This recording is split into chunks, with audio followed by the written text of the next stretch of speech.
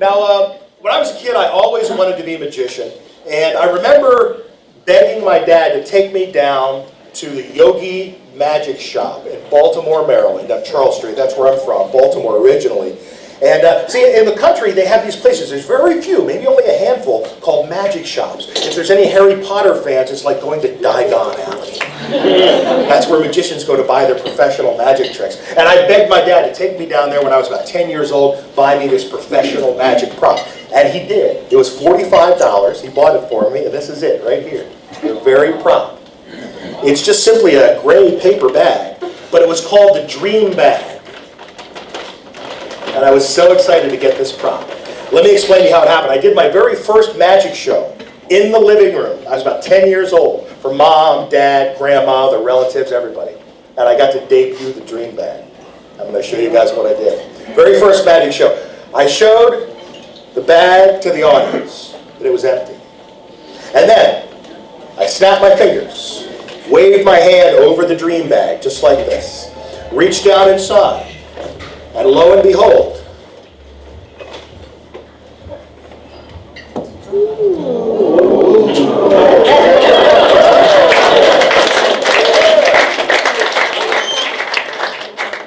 and my mom leaned over to my dad and said, "Look at our son.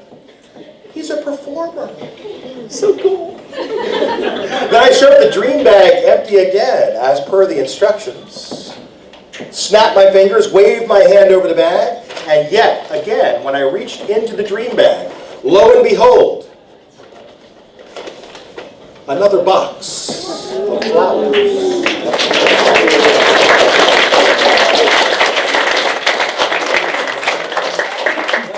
And my mom leaned over to my dad and said, "Look at our son. He's an artist." And one last time, I showed the Dream Bag empty to the audience, and they're really looking now. I waved my hand, snapped my fingers, and you bet your eyes, I reached down inside, and yes, one more time.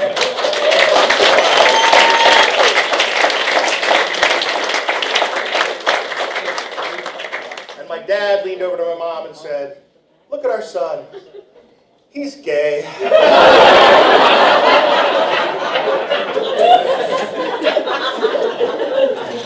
So then my mom rolled up a McCall's magazine and smacked him on the head with it. There you go. That was that. And that was my first professional trick, the Dream Bag.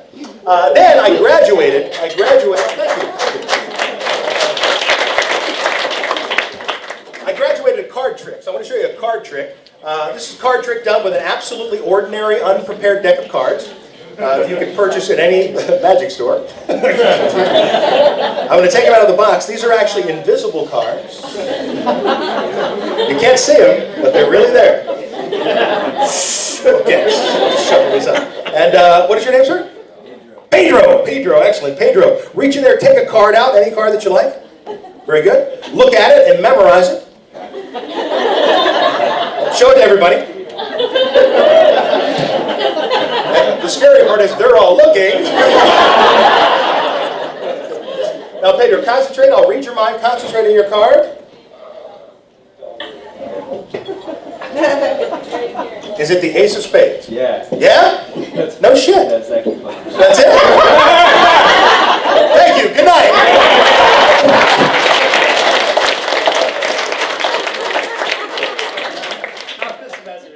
As magicians, we study psychology. 99% of the time, people think of Ace of Spades. I'm just messing with you. Oh, really? It's true, yeah. Because it's the most common card of the deck. It's the most well-known. So I want you to pick a different one. That's not, give me that one back.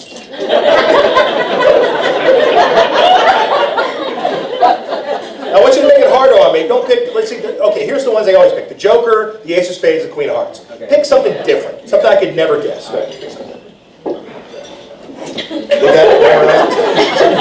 Show it to everybody.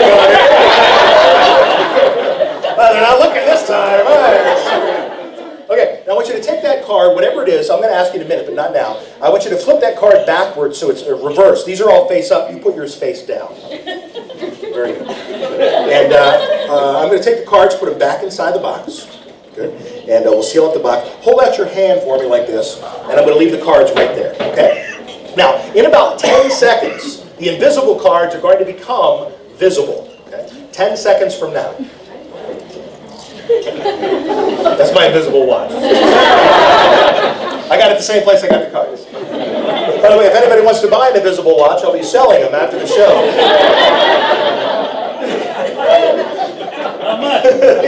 You can pay with your invisible credit card. That'll be fine. Here we go. 10, 9, 8, 7, 6, 5, 4, 3, 2, 1. Now, did you feel the box get a little bit heavier?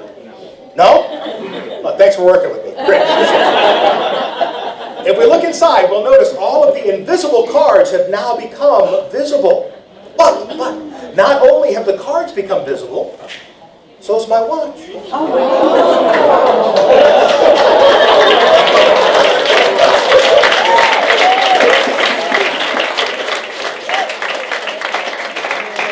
You want to see that again? Yeah. No way. The first time it's entertaining, the second time it's educational. We don't repeat this stuff. Okay, so now Pedro, for the first time, tell everybody, what card did you think of? What was it? The one that the second time around? Yeah, the second time around. What'd you get? 6 of hearts. The 6 of hearts. Yeah. You're not going to believe this. Inside this box of cards, I have a 6 of hearts. What are the odds? Now, I'm going to take the cards out of the box real slow, and you keep me honest, Pedro, okay? I'm going to take the cards out of the box, okay? And I'm going to spread through the cards nice and easy, one at a time, so everybody can see it. Okay, watch this. Just spread through it. And if you look, you'll notice that somewhere inside the pack of cards is indeed a 6 of hearts, but there's only one card. No.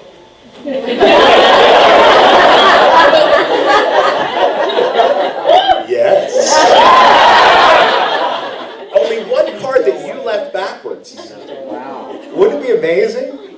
I mean, wouldn't it be downright neat? If this were the 6 of hearts? NFW.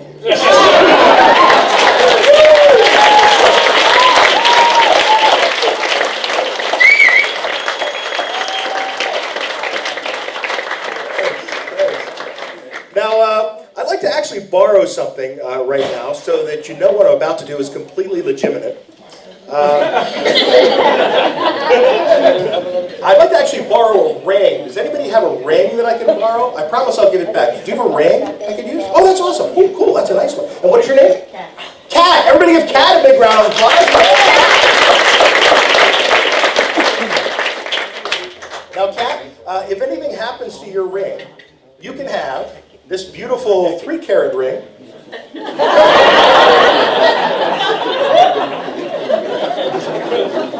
All right, well, I thought it was funny.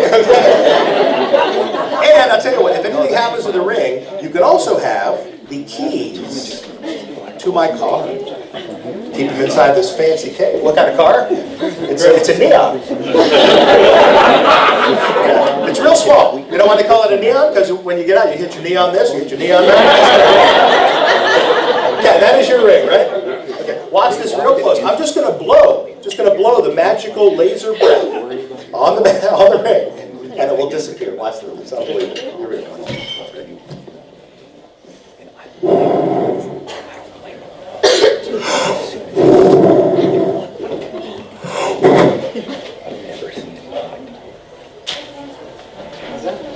Hey.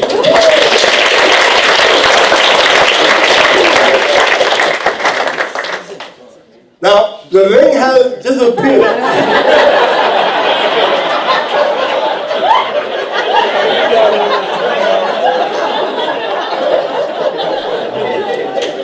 Most people wonder, where could the ring have gone?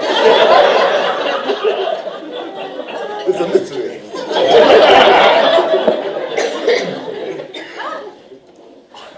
It will reappear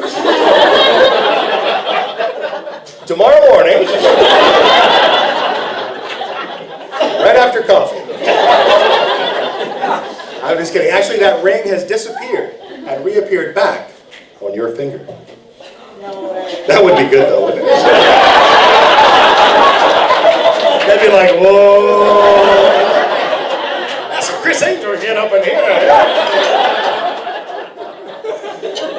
I'm just kidding. Actually, that ring has gone on a magical journey. It left my hand, floated through the air, circled the Comedy Palace 3 times, bounced off the sign, hit the floor, bounced off the box of flowers, hit the microphone stand, bounced off the top of your head, Pedro, rolled down your left arm, and landed in your left pants pocket.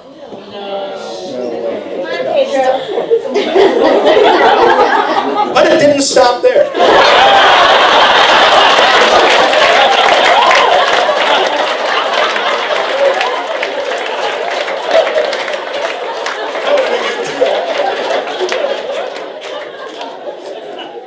But then it jumped out of your pocket. Flew over to me. It encircled my head 3 times. And I caught it in my teeth. It traveled across the teeth, down the larynx, through the fallopian tube.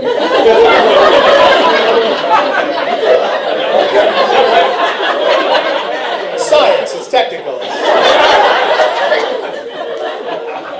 Came out of the belly button, traveled around the back, landed in my back pants pocket, and that's where it is right now. Now my hands are empty. I haven't gone anywhere near my back pants pocket. No trap doors in the hands, no phony fingers, right? I mean, go ahead, pull my finger. That's real.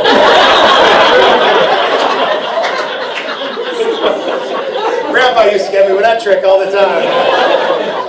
And when I did, he would levitate like 2 inches off the chair. But I digress. My hand is empty, yes? If I reach into the back pants pocket with the empty hand, I can remove the keys to your new car. Now the keys are in a black leather key case made of cowhide, but he didn't. And inside are house keys and car keys, etc. But if you look very closely, actually hanging right here on the keychain is a ring. Now I'm going to unclip it from the keychain, Kat. I want you to see it really is hooked on there. I'm going to unclip it, and I'd like you to take this, it's hard to get off there, I'd like you to take this ring in your own 2 hands and examine it and tell everybody, is that really the very same ring? Oh, wow. What? Yes. Yes, it is.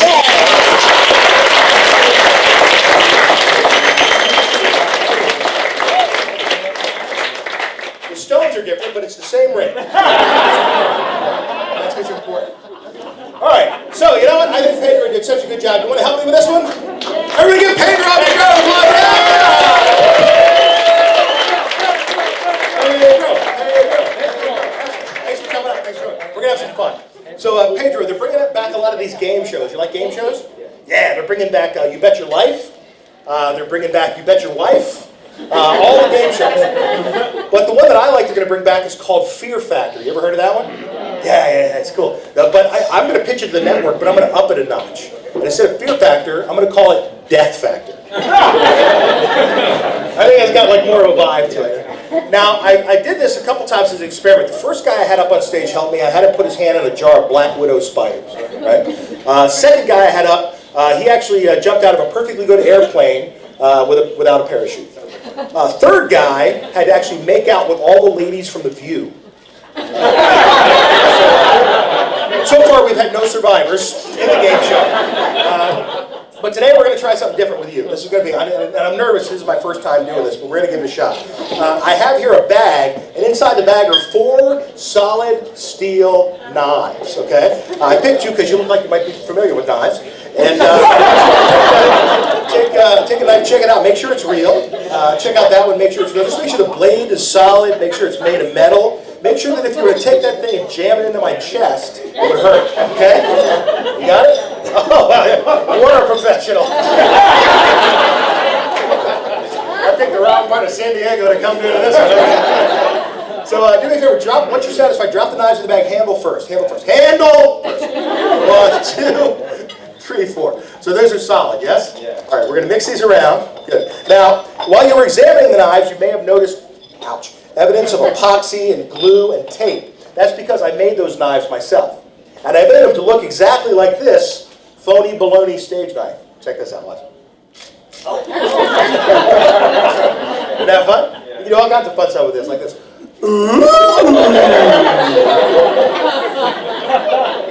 Always a crowd pleaser, that one. Want to try? Good. All right, so here's what we're going to do. We're going to take one phony knife. We're going to drop it into the bag with the real knives. See if you can keep your eye on the phony knife. Here we go. Right?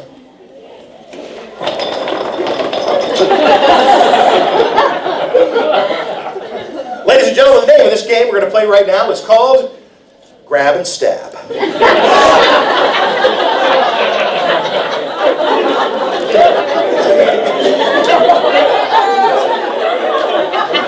In just a minute, I'm going to thrust my hand into the bag of knives, which is dangerous enough in and of itself. I'm going to grab one knife and one knife only at rapid speed and heave it into Pedro's chest.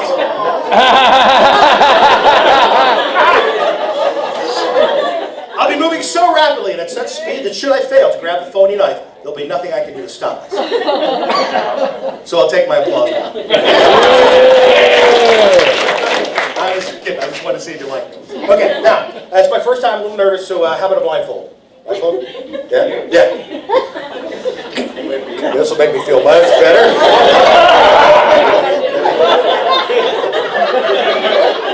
I feel way better now. All right, so we got a blindfold for me, but first, I don't want you to mess up your clothes, so I have something for you to wear here. We'll put this on you. Put this around.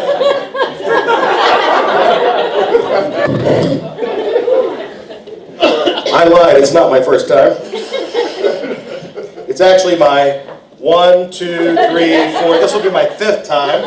So we're going to tie this around your waist, all right? This is going to be fun. Now, ladies and gentlemen, we get the premise. 4 phony knives, or 4 real knives, 1 phony knife. All right, stay right there. Back up just a little bit. Perfect. Excellent. Don't move. This could be a trick. Okay. All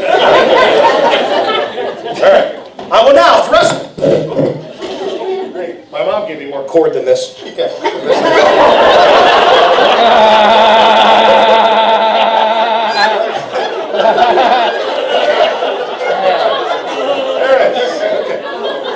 I will thrust my hand in the bag of knives, stab Pedro in the chest. We all get the premise, right? Okay, here we go. Oh, let me put a blindfold on you, too. Because that way, I don't know how you are with the sight of blood. If I stab you, you might faint and fall and hit your head, hurt yourself. Put this on you just like that. That's perfect. Good, okay, good. And one for me, too. What the hell? Why not? There we go. Perfect. Shit, where's the bag? Okay, there it is, there it is. I got it. All right, Pedro, are you ready? There we go. Okay, just stand there, whatever you do, don't move. Keep your hands at your sides. Don't reach for the knife. I actually did this last week, stabbed the guy right in the... Okay, all right, ready? Don't move. Here we go. 1! Anybody else's life turned out not quite the way they expected? Here we go. That's right, folks. Here at the Comedy Palace, you may have paid for your whole seat, but you only need the edge.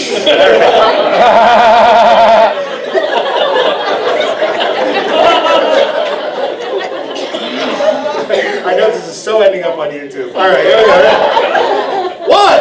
1, 2, hop, up! Oh, crap. Hold on. Don't move. Wait. Take that off. Give me another chance. All right, here. Let me take this off. I'm going to pull this out. You stick your finger there. I'm going to pull it out. Stick your finger there. Ready? Stick your finger there. Okay, good. All right. Here. I know you're not feeling it. Stand right here. Turn this way. All right. Crack that open. Crack that open. Good. Yep. Good. Take a nice big sip. I want to make sure you're feeling okay. Very good. Very good. Nice enough. Take that bottle of water. Everybody give Pedro a nice big round of applause.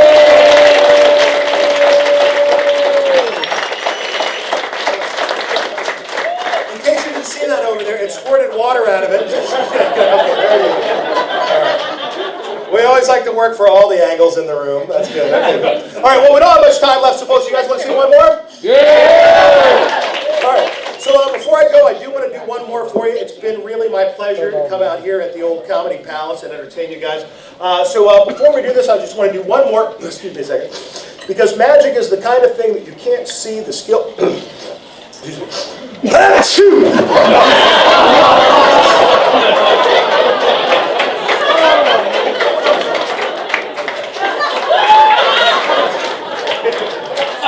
That thing's been bugging me the whole show. I'll clean that up later. I think I'm the last guy up here. So before I go, I just wanted to tell you how I got started in show business. A little story. This is a little trick, actually, that was performed by the clowns of Europe about 150 years ago called chapography. Chapeau, from the French word for hat, ography, meaning the study of. Interestingly enough, actually, a lot of people ask me, were you born into a show business family? And I actually wasn't. I wasn't born into a show business family. My folks were in the iron and steel business. My mother would iron, my father would steal. But they eked out enough money to send me to a private Catholic school in Baltimore. That's where I grew up. And it was there I realized I wanted to be an entertainer. Let me explain how it happened by way of closing. See, in school we had a guidance counselor by the name of Sister Mary. She was a large woman, both spiritually and physically. And one day I went to Sister Mary. I said, Sister Mary, I'm confused. I don't know what I want to be when I graduate. Well, she looked at me, she said, son, I have a feeling if you keep your eyes and ears open, you'll find something that you like. Now, I didn't know what she meant by that, but I knew all the teachers were always trying to get us to read our books, and I figured, hell, if I read my books, I might be put on a path to a career. So, I studied my books, and I studied history. American history. Learned about a guy by the name of Paul Revere. He rode through the streets of New England, changed the course of the entire American Revolution. I also studied foreign history. Learned about a little guy by the name of Napoleon Bonaparte. He conquered France when he was 36 years old. I also studied our very own General George Washington, who crossed the Delaware River, later becoming very first President of the United States. But I didn't want to be President of the United States, so it was back to good old Sister Mary, who had the same advice. Keep your eyes and ears open, you'll find something that you like. Now, don't get me wrong, I liked school. I enjoyed the reading lessons. I particularly enjoyed reading about the likes of a guy called Robin Hood. He lived in Sherwood Forest and was a scoundrel and a cheat. I also very much enjoyed reading about the likes of a guy called Long John Silver. Arr, matey, arr. He was also a scoundrel and a cheat. But I didn't want to be a scoundrel and a cheat, which is why I didn't want to be president. So, it was back to Sister Mary, who had the same advice. Keep your eyes and ears open. You'll find something that you like. Now, through the years and through the use of our world culture books, we traveled the planet. We traveled to far-off Russia and learned about the Cossacks who live up in the mountains. We traveled down to South America, learned how the Bolivian farmers use llamas to do all their work for them. And we also traveled back to the east coast of Pennsylvania, where I live now, and learned about the hard-working Pennsylvania Dutch women of the Lancaster area. But I didn't want to be a Pennsylvania Dutch woman. No offense, they just work too hard. So it was back to good old Sister Mary with that same advice, eyes, ears open, you'll find something that you like. Now, a lot of my friends wanted to become rock stars, a lot of them wanted to be Wall Street guys. I didn't care about that. But what I did want to learn about is the gold rush of 1849 and how the prospectors are paying for that gold in California. I also was interested in studying about the Far East and how the ninja warriors would ply their trade. And I was interested in learning about our neighbors.